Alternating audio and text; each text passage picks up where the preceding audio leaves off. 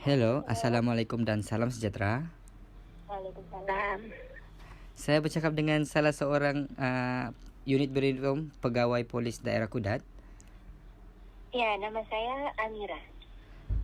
Sorry ganggu masa Puan. Okey, difahamkan Puan ni merupakan salah seorang pegawai yang bertugas di daerah Kudat, benar?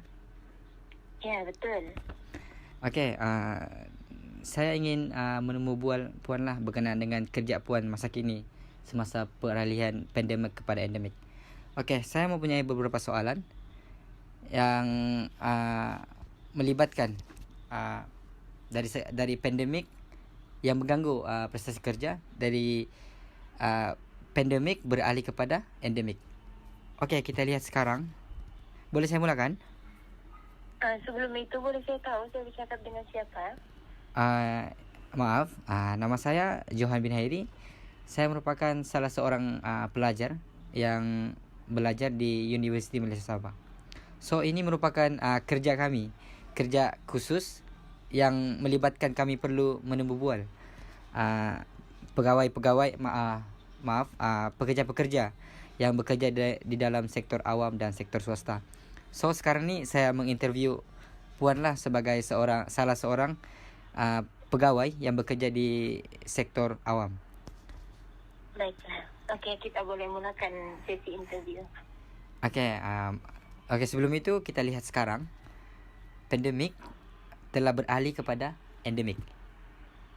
Jadi disebabkan hal itu terdapat faktor-faktor yang mempengaruhi prestasi pekerja di sektor awam dalam konteks bekerja secara maya.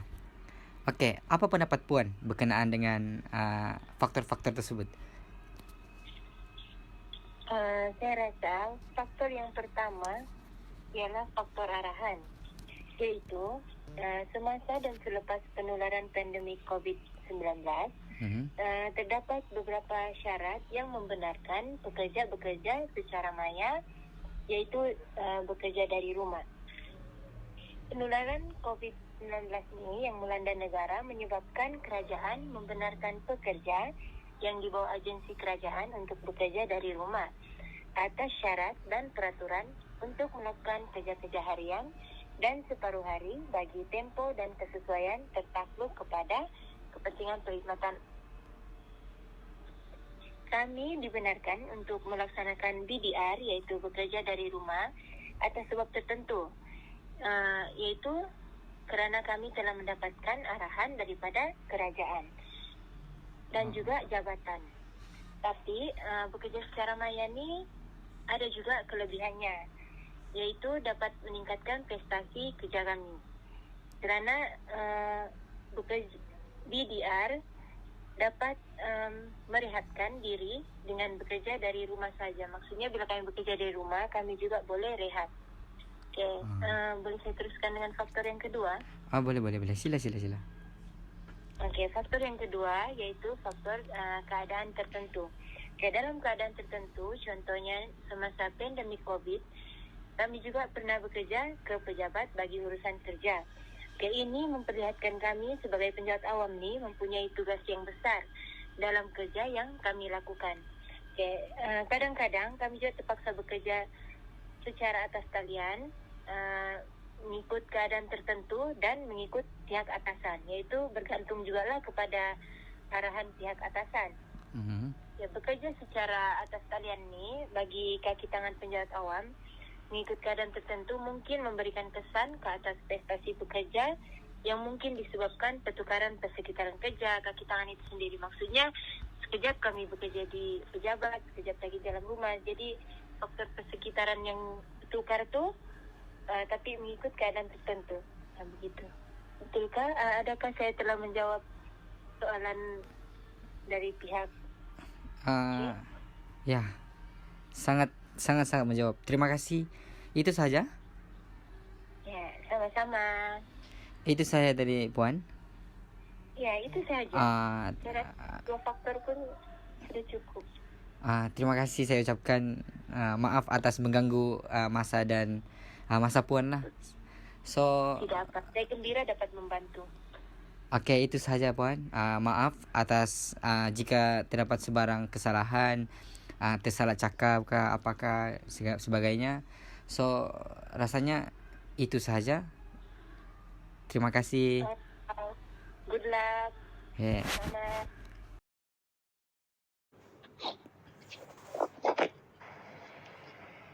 Assalamualaikum. Halo. Halo, assalamualaikum. Waalaikumsalam. Ya. Saya bercakap dengan pegawai Bank Rakyat di Kota Marudu. Ya betul, saya Ahmad Saidi bin Hasima. Apa saya boleh bantu? Dipahamkan abang ini merupakan salah seorang daripada pegawai bank swasta di Bank Rakyat Kota Marudu. Ya betul.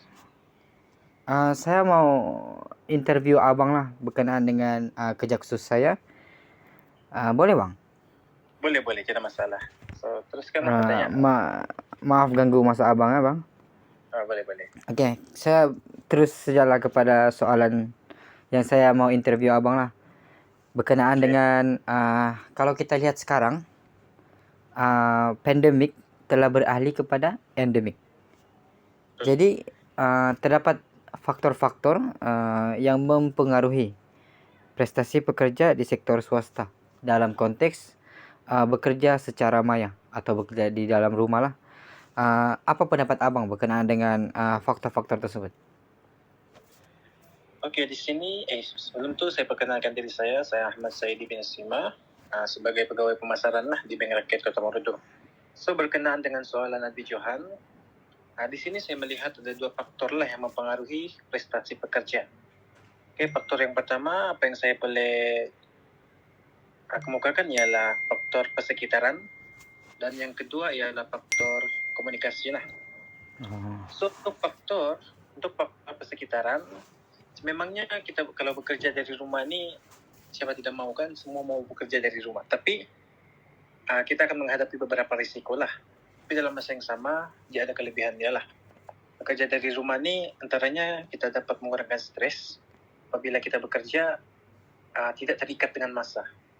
So itu akan mempengaruhi kita punya prestasi bekerja.